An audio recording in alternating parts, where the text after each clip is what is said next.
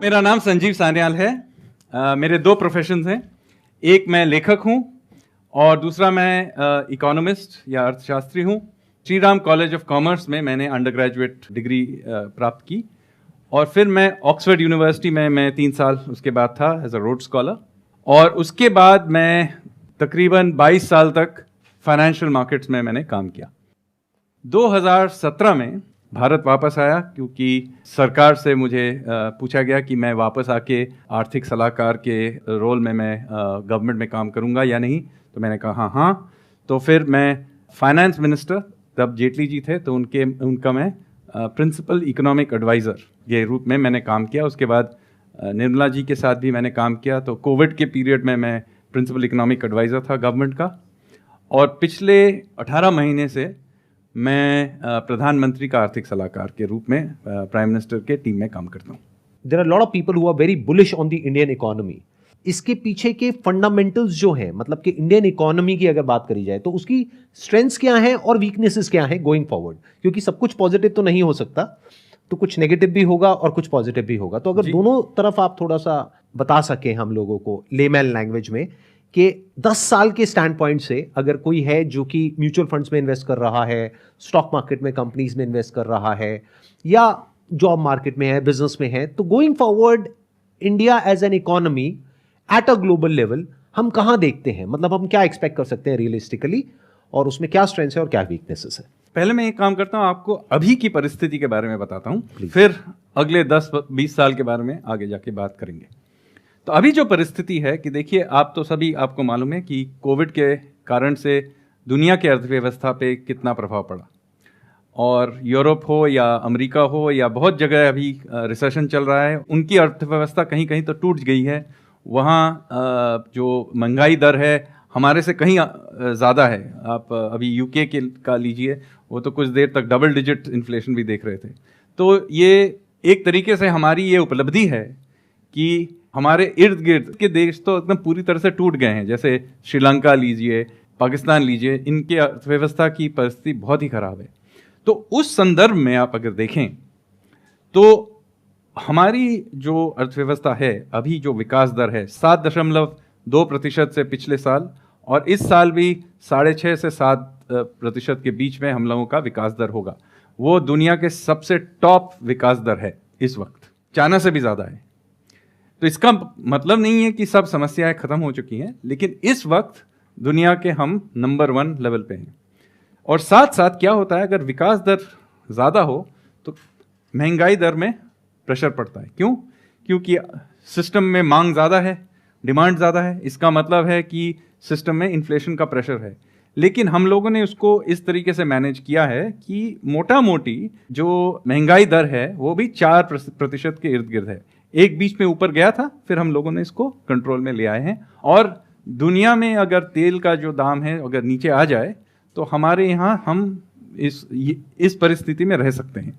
अभी भी हम लोग तेल का आयात करते हैं, तो हम लोग दुनिया के पे निर्भर हैं, लेकिन इस वक्त कोई महंगाई का जो प्रेशर है कम है। तो ये परिस्थिति बहुत अच्छी परिस्थिति है, क्योंकि अगर विकास दर बरकरार रहे तो स्वाभाविक है इससे जो नौकरियां और दूसरे जो चीज़ें चाहिए, इनकम्स वगैरह जो हैं वो बढ़ती रहेंगी। और इसको एक तरीके से बनाए रखना यही इकोनॉमिक मैनेजमेंट है। जैसे आज हम लोग कहते हैं चीन का इकोनॉमी का देखिए 25 साल में किस तरीके से बदलाव आया है। उन लोगों ने क्या किया, उसी विकास दर को ऊंचा रख के उसको मल्टीप्लाई करते गए। आप सब कंपाउंड इंटरेस्ट रेट समझते हैं, कंपाउंडिंग समझते हैं, राइट। यही है खेल। आप एक साल में आपको अमीर बनना नहीं है। अगर हमको आज से 25 साल में विकसित देश बनना है तो यही कंपाउंडिंग प्रोसेस को चलाए रखना है। तो आप किसी एक साल में अचानक से अमीर नहीं बन सकता, कोई विकसित नहीं हो सकता, लेकिन इस चीज़ को कंपाउंड करते जाना है। तो हम लोग पिछले साल 7% में बढ़े, इस साल भी शायद 7% के इर्द गिर्द होगा। इसी को मोटा मोटा चलाते जाए, और कुछ साल जब दुनिया की परिस्थिति अच्छी होगी तो हम लोग 8% पे चले जाएंगे, 9% भी जा सकते हैं। लेकिन हर एक परिस्थिति में ज़्यादा एक्सेलरेटर पर दबाना नहीं चाहिए। क्यों? अगर हमारी जो अर्थव्यवस्था है, मैं अभी 9% पे चला दूं, किसी तरह से घसीट के गवर्नमेंट से खर्च करके, आरबीआई को बोलूँ इंटरेस्ट रेट घटा दो, सब करके ठीक है, 1 साल हमारा इकोनॉमी चल पड़ेगा, हाँ 9% पे चल पड़ा, बहुत खुश हो गए। लेकिन क्या होगा, हमारा डिमांड बढ़ गया तो हमारा इंपोर्ट बढ़ेगा, दुनिया से, चीन से, इधर से हम लोग सब सेवाएं, चीज़ें इंपोर्ट करेंगे। लेकिन दुनिया में है एक्सपोर्ट नहीं कर सकते क्योंकि उनकी परिस्थिति वहां पर रिसेशन चल रहा है या फिर वहां पे थोड़ा सा, तो अगर हम लोग ज्यादा तेज चलने की कोशिश करेंगे तो क्या होगा, एक असंतुलन हो जाएगा, इम्बैलेंस हो जाएगा। तो इसलिए मैं कह रहा हूं कि किसी भी इकोनॉमी को चलाना, सबसे जितना तेज चला सकते हो वैसा नहीं करना चाहिए, परिस्थिति के अनुकूल आपको चलाना है, यही है। इसीलिए इसमें ध्यान देना पड़ता है। ज्यादा तेज चलाएंगे तो महंगाई दर बढ़ जाएगी, आपका करंट अकाउंट फिसल जाएगा। दूसरे तरफ अगर आप बहुत कम चलाएंगे, मतलब टाइट करके रखेंगे, तो देश में नौकरियां नहीं बढ़ेंगी। तो एक, मैं कहूँगा एक इक्विलिब्रियम शब्द सही नहीं है, एक संतुलन करके चलाना पड़ता है, बैलेंस करना पड़ता है, बैलेंस करना पड़ता है, और वो परिस्थिति के अनुकूल करना पड़ता है। जैसे आप गाड़ी चलाते हैं, गाड़ी आप रोड के अनुसार चलाते हैं ना, कभी कभी साफ रास्ता मिलता है, कभी गड्ढे वाला, तो गड्ढे वाले रास्ते में 100 किलोमीटर पे चलाएंगे तो गाड़ी क्या होगा, थोड़ी देर तेज चलेंगे फिर एक कार क्रैश हो जाएगा। तो इस वक्त हम लोग 7% के इर्द गिर्द चला सकते हैं इस गाड़ी को।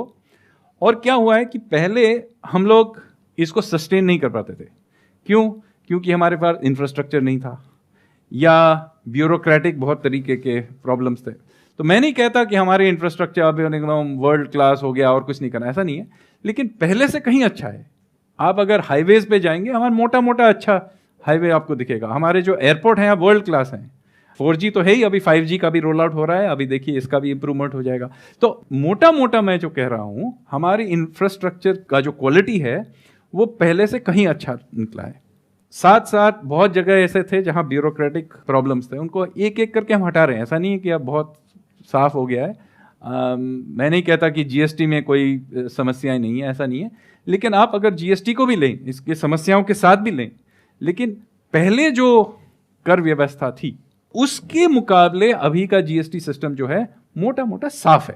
गोइंग फॉरवर्ड अगर हम देखा जाए आगे, अगर अगले 10 साल की हम बात करते हैं, 20 साल की बात करते हैं, तो क्या ऐसा है जो हमें सही करना होगा from the country stand point, looking at the global scenario, और क्या है जो गलतियां हैं जिनको हमको अवॉइड करना होगा? तो इस वक्त हमारी अर्थव्यवस्था का $4 ट्रिलियन से थोड़ा सा कम है इस वक्त। तो इसका मतलब है दुनिया का जो साइज में अगर देखें तो हम अभी 5वें नंबर पे हैं। गरीब अभी भी हैं क्योंकि हमारी आबादी बहुत है, तो इसका मतलब पर कैपिटा इनकम अभी भी कम है, लेकिन सिर्फ साइज की तरह से देखें तो हम लोग 5वें नंबर पे हैं। हमारे आगे जर्मनी है, थोड़ा ही आगे, उसके बाद जापान, फिर चीन, फिर अमेरिका। अगले 1-2 साल में हम लोग जर्मनी से आगे निकल जाएंगे।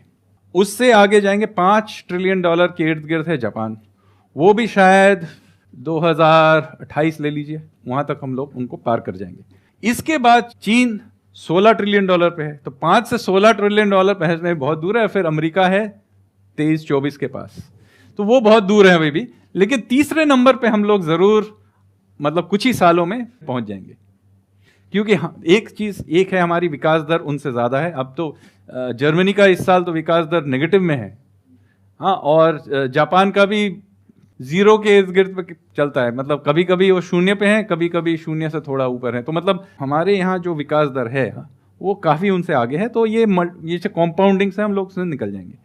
तो मैं कहूँगा कि हम लोग तीसरे नंबर तक पहुँच जाएंगे। इसके बाद कठिनाई है क्योंकि आगे जो हैं वो लोग बहुत दूर है हमसे, लेकिन कोई बात नहीं, इसका मतलब नहीं कि कोशिश नहीं करेंगे, समय लगेगा, कोशिश करेंगे।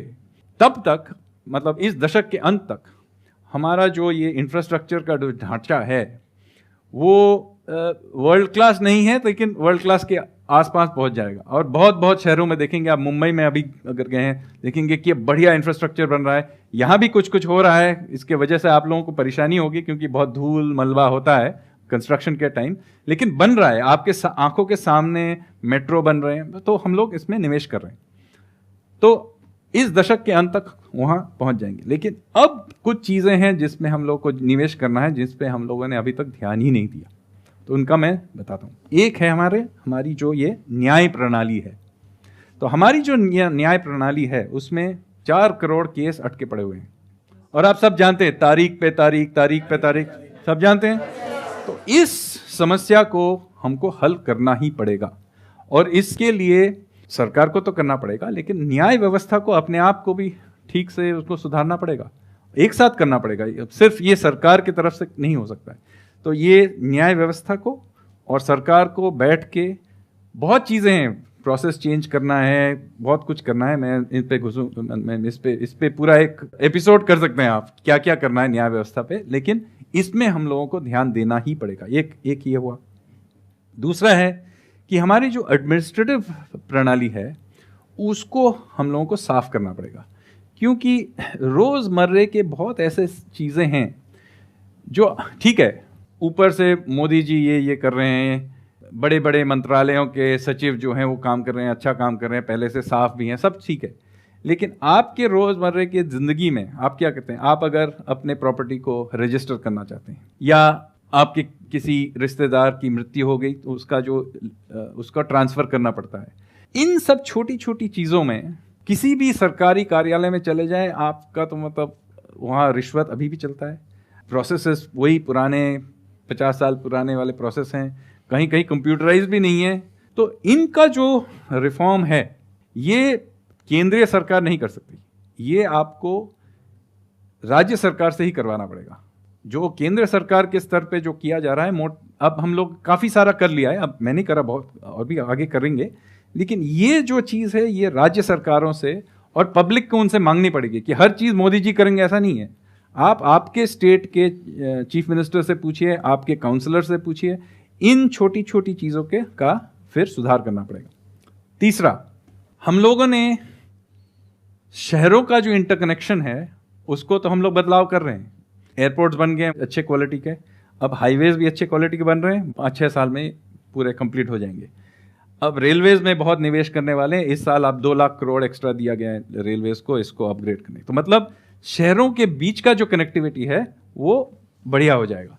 लेकिन शहरों के अंदर की परिस्थिति, अब यहाँ इस एरिया की देख लीजिए, मैं मोती बाग से फितमपुर आया, जो मेन रोड है बहुत बढ़िया है, लेकिन फिर जो आप उससे निकलते हैं साइड रोड में जाते हैं, उनकी परिस्थिति अभी भी वही है। तो म्यूनिसिपल गवर्नेंस जो है, नगर निगम का जो काम है, उस पर अब ध्यान देना पड़ेगा। और ऊपर का ढांचा अच्छा भले ही हो, लेकिन आपके रोजमर्रे की जिंदगी में तो वही नगर निगम का काम है। तो ये सब जो सुधार हैं उन पे हम लोगों को ध्यान देना पड़ेगा, क्योंकि उसी से आपके क्वालिटी ऑफ लाइफ में सुधार आएगी। थोड़ा सा आप ये बताएंगे कि जो भी अभी तक आपने किया है इस पद पर, उसमें आज तक का सबसे सही डिसीजन आपका कौन सा था और सबसे खराब डिसीजन कौन सा था, और सही से आपने क्या सीखा और खराब से क्या सीखा? कहना डिफिकल्ट है, क्योंकि याद रखिए कि मैं जो डिसीजन लेता हूं उसका मैं हमेशा कह नहीं सकता कि मैंने right. There are a lot of people involved. Not only a lot of people involved, it's a collective decision. Right. तो हम लोग कभी बताते नहीं है कि किस डिसीजन को किसने लिया, मतलब साफ से नहीं बताते। जैसे मैं आपको बताता हूँ, 5 साल तक मैंने ये इकोनॉमिक सर्वे यानी आर्थिक समीक्षा का एडिटिंग और काफ़ी सारे चैप्टर्स लिखे हैं उसमें, लेकिन मैं आपको कभी नहीं बताऊंगा कि किस चैप्टर को मैंने लिखा और किस चैप्टर को नहीं। एडिटिंग मैंने किया, लेकिन बहुत सारे लोग लिखते हैं, क्योंकि ये कलेक्टिव है। एक है कि आपको याद है बैंकों का जो एनपीए का जो दौर रहा, तो उसको जो सफाई जो किया गया इंसॉल्वेंसी एंड बैंक्रप्सी कोड के तहत, उसमें भी मेरा छोटा सा एक योगदान है। और फिर कोविड के समय जो हम लोगों ने जो स्ट्रैटेजी अपनाई, जो दूसरे देशों से अलग था, दूसरे देशों ने क्या किया, बहुत पैसा खर्च कर दिया इधर उधर, पूरा मतलब अपना वित्तीय घाटा बढ़ा के। तो उस समय आपको याद होगा कि बहुत लोगों ने हम लोगों को बहुत क्रिटिसाइज भी किया कि इंडिया में आप लोग देखिए, अमेरिका में ऐसा कितना खर्च किया, ये स्टिमुलस चेक दिया, ये क्या खर्च किया। तो उस समय आपको याद होगा कि मैं स्वयं टेलीविजन पे आके बता रहा था, देखिए ऐसा मत कीजिए, क्योंकि अगर आप सिस्टम पे अगर आप ब्रेक को दबा रहे हैं तो साथ साथ अगर एक्सेलरेटर को भी दबाएंगे तो इंजन गर्म हो जाएगा। इसीलिए हम लोगों ने जो, ऐसा नहीं कि हम लोगों ने खर्च नहीं किया, हम लोगों ने 800 मिलियन लोगों को फ्री में खाना का व्यवस्था किया, वैक्सीनेशन वाला भी किया हम लोगों ने, और फिर इंफ्रास्ट्रक्चर बिल्ड आउट के लिए खर्च भी किया। लेकिन हम लोगों ने उस अंधाधुंध तरीके से जो अमेरिका में, ब्रिटेन में, यूरोप में या श्रीलंका में जैसे जिस तरीके से अंधाधुंध खर्च कर रहे थे, हम लोगों ने नहीं किया। हम लोगों ने बहुत नियंत्रित तरीके से किया। इसीलिए क्या हुआ कि हमारे यहाँ जो महंगाई दर है उस तरीके से स्पाइक भी नहीं हुआ और अभी नियंत्रण में आ गया है। अभी ब्रिटेन में देखिए पूरी तरह से नियंत्रण के बाहर है। तो ये जो है हम लोग नियंत्रित तरीके से हर जो सप्लाई साइड रिफॉर्म्स हम लोग करते जा रहे हैं, वही मैं कहूँगा यही हमारा सबसे अच्छा स्ट्रैटेजी रहा है। उसमें मेरा छोटा मोटा एक योगदान भी है। एनी स्ट्रैटेजी जो आप कहते हैं पास में, नॉट मे बी रिसेंटली, 10 साल में नहीं, 20 साल, 30 साल, 40 साल में जो आपने स्टडी किया, may be at an India level और globally, I understand because of some reason you may not be able to tell it exactly कि पिन पॉइंट करके कि ये, but something related to economics जो आपने देखा कि ये ब्लंडर है, ये हमें नहीं करना चाहिए किसी भी हालत में, जो चाहे किसी और कंट्री ने किया चाहे हमने ही किया पास में, हमने भी किया, जहां से हमने कुछ सीखा है। मैं आपको एक उदाहरण देता हूं। देखिए क्या होता है कि कोई भी समस्या सामने आ खड़ी होती है तो आज भी भारतीय चाहते हैं कि सरकार इसके लिए कुछ करे। देखिए सरकार एक सीमित क्षेत्र में उसका जो प्रभाव है हो सकता है। हर एक चीज में अगर आप सरकार को खींच के लाएंगे ना तो अंत में क्या होगा, हर चीज ब्यूरोक्रेटिक हो जाएगा। सरकार का एक स्थान है, हमारे राष्ट्रीय जीवन में एक स्थान है, लेकिन उससे कभी भी सरकार को आगे उसको सीमित रखने की बहुत ज़रूरत है। नहीं तो बहुत ही जल्दी अफसर आपकी ज़िंदगी में दखलंदाजी करेंगे और ये चीज़ हम समझते नहीं है। हमारा डिफ़ॉल्ट है कि गवर्नमेंट को हर चीज़ में घुसाए। ये नेशनल एटीट्यूड से आता है और एटीट्यूड ये है कि हम लोग जाके, हर एक आदमी सरकारी नौकरी चाहता है। क्यों? आप जाके अपना कंपनी बनाइए, रिस्क लीजिए। आपने रिस्क लिया है, आपने कितनी सारी नौकरियां उभर आई आपके कारण, आपके रिस्क लेने से। तो ये जो नेशनल एटीट्यूड है ऑफ स्टार्टअप्स, ऑफ इनोवेशन, ये होना चाहिए नेशनल एटीट्यूड, न कि हम लोग सब जाके सरकारी नौकरी करना चाहिए। सर ये आपने बात बहुत अच्छी कही है और ये ऐसा होना चाहिए, बट द चैलेंज इज कि ऐसा कैसे होगा, क्योंकि मेरे यहाँ पे जो सेशंस होते हैं उसमें मेजॉरिटी ऑफ जो बच्चे आते हैं 18-19 साल के, 20 साल के, सबको सरकारी नौकरी चाहिए। ये चीज सरकार इसको सॉल्व नहीं कर सकती है, ये समाज के एटीट्यूड से ये उभरता है। और वो कैसे चेंज होगा? वो समाज को ही चेंज करना पड़ेगा। यही मैं बता रहा चाहता। आप जैसे इन्फ्लुएंसर हैं, या अपने आप सोचिए, अगर हर आदमी सरकारी अफसर बन जाएगा तो देश चलेगा कैसे? और प्लस कंपटीशन भी तो बढ़ता जा रहा है ना वहां पर। नहीं, और अंत में याद रखिए कि आप सरकारी अफसर का जो सैलरी मिल रहा है उसको, वो किसी के टैक्स से आ रहा है, राइट? तो टैक्स भरेगा कौन? अगर कोई व्यापार ही नहीं करेगा, इंडस्ट्री नहीं चलेगा, स्टार्टअप्स नहीं होंगी। Remember, the government is ultimately a parasite. It is a necessary parasite because you need to maintain law and order, infrastructure, etc. But it is not a generator of value. मतलब आप ये कह रहे हैं कि that is basically an expense, तो कहीं से तो रेवेन्यू भी आए ना। और रेवेन्यू आएगा जब ये नेशनल एटीट्यूड हमारा चेंज होगा कि सबको जो अभी आज value generation is the game. हाँ, सॉरी मैं अंग्रेजी में इसको समझा रहा हूँ। हाँ प्लीज आप अंग्रेजी में ही समझाइए। तो point is this, ultimately the economy is a generator of value. What is GDP? It's a generator of value, right? The government is allowed to tax this value in order to do a few things that the private sector and people at large cannot do. So we as citizens, now don't think of me as a government employee, I am a citizen just like you. We as citizens have given certain rights to the state in order that they do certain things that we needed to do. What are they? Law and order, defense of the country, basic infrastructure, run the legal system, etc., which private sector cannot run. Beyond that, the state has no role in national life. If you allow the state to interfere into your daily life, then remember that for that intervention, you will pay. There is no free lunch. Sir, मेरे mind में एक question है, you can choose not to answer if you don't want to, but the question is कि अभी एक नया trend शुरू हो गया है इंडिया में, वो है freebies का, कि पॉलिटिक्स में there are lot of parties, there are lot of people who are giving freebies to people, and वो धीरे धीरे बढ़ता ही चला जा रहा है। तो उसके बारे में मैं आपका व्यू जानना चाहूंगा from the economy perspective, from the long term perspective, कि क्या ये सही है, गलत है, आपका क्या स्टैंड है इसके ऊपर? मेरा स्टैंड तो बहुत साफ है। ये जो रेवड़ी कल्चर है आप जिसकी जिक्र कर रहे हैं, वो बहुत ही खराब चीज़ है। क्योंकि याद रखिए, इस सिस्टम में कोई फ्री कोई भी चीज़ नहीं है। अगर आपको एक रेवड़ी मिल रहा है तो याद रखिए इसका मतलब है वही सरकार और कहीं खर्च कम कर रहा होगा। तो आप दिमाग में ये साफ रखिए कि अगर आपको कह रहे हैं कि फ्री इलेक्ट्रिसिटी मिल रहा है या फ्री पैसा मिल रहा है, फ्री मिल रहा है, बैंक कोई भी मिल रहा है, हाँ, तो इसका मतलब है और किसी चीज पे खर्च कम किया जा रहा है, इंफ्रा पे या और जगह पे, रोड्स पे या किसी कहीं एक पर चीज भी, पे कम तो करना है ना, एजुकेशन पे कहीं ना कहीं तो हाँ, होएगा ही, पैसा healthcare पे। तो मैंने कहा ना पेड़ पे तो उग नहीं रहे हैं, राइट। तो साफ आप दिमाग में साफ होना चाहिए कि ये हो रहा है। इसका मतलब नहीं है कि गरीबों के लिए कुछ खर्च करना नहीं चाहिए, लेकिन ये बहुत सीमित तरीके से एकदम टारगेट करके खर्च करना चाहिए। जैसे बहुत गरीब लोग हैं या एक टॉयलेट्स बनाने की ज़रूरत है, हाँ, ये तो न केवल जो टॉयलेट इस्तेमाल कर रहा है उसके लिए चाहिए और पूरे समाज के लिए भी चाहिए, क्योंकि ये एक सैनिटेशन, इसका जो बेनिफिट है वो सैनिटेशन पे है। उसी तरीके से जैसे हेल्थ केयर हो गया, एजुकेशन हो गया, कुछ कुछ ऐसे चीजें हैं राइट, जिस पे खर्च करना चाहिए। लेकिन सर यहाँ पर एक बहुत बड़ा चैलेंज है, अगर मैं फ्रॉम अ मैक्रो पर्सपेक्टिव देखता हूँ, हाँ। ये जो मॉडल है जिसको आप रेवड़ी कल्चर कह रहे हैं या ये जो फ्रीबीज वाला मॉडल है, ये ग्लोबली सक्सेसफुल है from the stand point of a political party, but it's a big failure from the stand point of the country and the economy. Absolutely. तो अब एक सिचुएशन इमर्ज होगी फ्यूचर में, आज नहीं तो कल, जब आपके जो ओपोनेंट्स हैं वो इस तरह से फ्री में सब देंगे और वो पावर में आते चले जाएंगे, तो अब उस पॉइंट पे जाकर के आप क्या करेंगे? इसीलिए मैं शुरू से ही कह रहा हूं, किसी एक राष्ट्र या समाज में सफलता तभी होगी जब वो समाज ही अपने आप समझने लगे कि क्या हो रहा है, कि क्या सही है क्या गलत है। हाँ, इसीलिए मैं पहले भी आपने कहा कि डायरेक्शन ऑफ चेंज है वो समाज से सरकार पे प्रभाव है, सरकार से समाज पे नहीं है।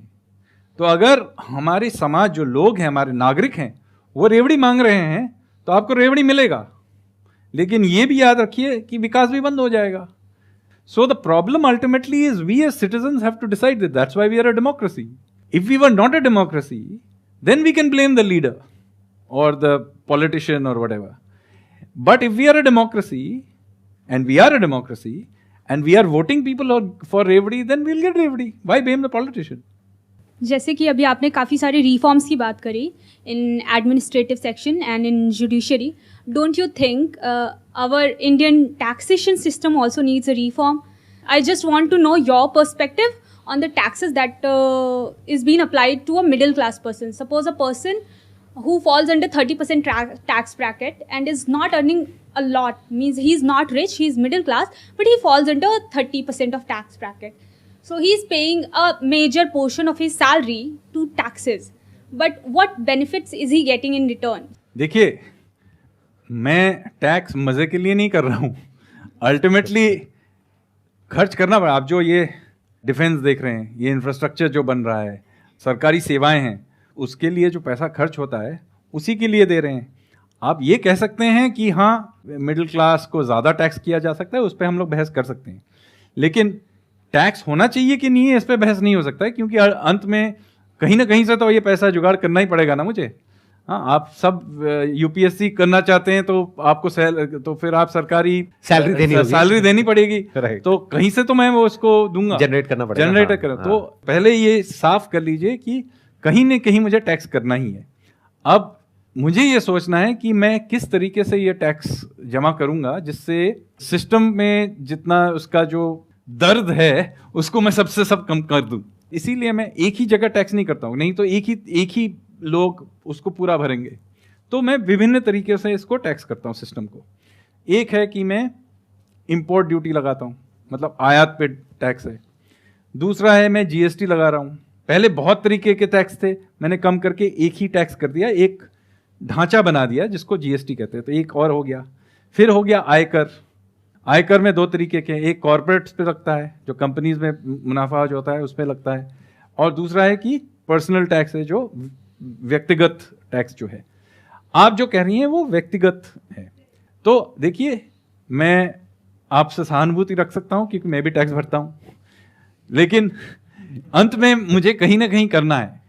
अगर देश में सभी लोग टैक्स भरेंगे, और हमारे यहाँ बहुत लोग हैं टैक्स नहीं भरते हैं, लेकिन अगर ज़्यादातर लोग टैक्स भरने लगेंगे तो मैं इस टैक्स के बोझ को कम कर पाऊंगा, क्योंकि मैं फिर ज़्यादा लोग भरेंगे तो मैं इसको घटाता जाऊंगा और उसको लाइट कर दूंगा। There are a lot of people who are doing small businesses, medium businesses and all that. उनका ये कहना है, जो आप कह रहे हैं वही बात वो कह रहे हैं, वो बस अलग तरीके से कह रहे हैं। आप कह रहे हैं कि वो टैक्स भरें तो मैं टैक्स का जो रेट है वो घटाऊं, वो कह रहे हैं कि टैक्स का रेट घटेगा तो हम टैक्स भरेंगे। तो ये एक सिचुएशन क्रिएट हो गई है। जब तक सब नहीं भरेंगे हम लोग घटा नहीं सकते, क्योंकि अंत में मैं उतना ही घाटा, वित्तीय घाटा तो उतना ही चला सकता हूं ना मैं। मतलब आप पहले कम नहीं कर सकते, पहले ऐसा नहीं मैं है कर रहा हूँ रिस्क नहीं, नहीं देखिए कभी कभी मैं रिस्क लेके कर रहा हूँ। जैसे हम लोगों ने कॉर्पोरेट्स का टैक्स पहले घटा दिया और ऐसा हुआ अभी कि लोगों ने ज्यादा टैक्स भरा, लेकिन मैं उस आधार पे सब कुछ नहीं कर सकता। इसके वजह से क्या हो रहा है ना, जो HNIs हैं इंडिया में, they are leaving country because उनको यहाँ पर हायर रेट पे करना पड़ रहा है टैक्सेस, जिसकी वजह से एक ब्रेन ड्रेन सिचुएशन क्रिएट हो रही है। तो don't you think this situation is like अच्छी नहीं होगी इंडिया की फ्यूचर GDP ग्रोथ के लिए, बिकॉज जो अच्छे माइंड्स है वो इंडिया से तो बाहर ही चले जाएंगे इस केस में। देखिए ये समस्या का समाधान आसान नहीं है, क्योंकि अगर मैं अचानक से घटा दूं, ठीक है वो रह तो जाएंगे, लेकिन 2-3 साल के लिए तो मुझे घाटा लेना पड़ेगा ना। तो ये एक संतुलन की बात है। अंत में मेरा लक्ष्य क्या है कि टैक्स रेट्स कम हो, इसका जो दबाव है लोगों पे वो सबसे हल्का हो और लोग भरें, खुशी से भरें, यही मेरा लक्ष्य है। और धीरे धीरे हम लोगों ने बहुत जगह टैक्स सिस्टम को सुधारा भी है और उससे टैक्स का लाभ भी हो रहा है। GST कलेक्शंस हर महीने आप देख रहे होंगे काफ़ी तेज़ चल रही हैं। तो मैं आपकी सोच से सहानुभूति रखता हूं कि हमें ये पर्सनल टैक्स सिस्टम को और सिंपल करना चाहिए और अंत में इसके भार को हल्का कर देना चाहिए और इवन हो जाना चाहिए, इवन ताकि होना चाहिए, सब लोगों पे आए। ऐसा नहीं कि 2 या 3% लोग ही टैक्स भर रहे हैं। लक्ष्य तो यही है, लेकिन एक झटके में अगर मैं ज्यादा करने जाऊंगा ना सिस्टम टूट जाएगा। आप जब GST किया गया तो सब रो रहे थे 1-2 साल, अंत में सब अब मानते हैं कि ये सिस्टम अच्छा है। तो हर सिस्टम को बदलने के टाइम में सब रोते हैं। देखिए अब अभी जो इंफ्रास्ट्रक्चर बन रहा है, अब इसकी वजह से रोड्स बंद होती है, अभी धूल मिट्टी कंफ्यूजन रहता है जब बन रहा है। तो अगर हम लोग ज्यादा चीज एक साथ करने जाएंगे तो फिर हमारे मतलब एक विद्रोह, एग्जिस्टिंग इंफ्रास्ट्रक्चर बैठ जाएगा। नहीं, और वैसे भी विद्रोह हो जाएगा। Thank you so much sir यहाँ पर आने के लिए। It was pleasure meeting you, pleasure talking to you.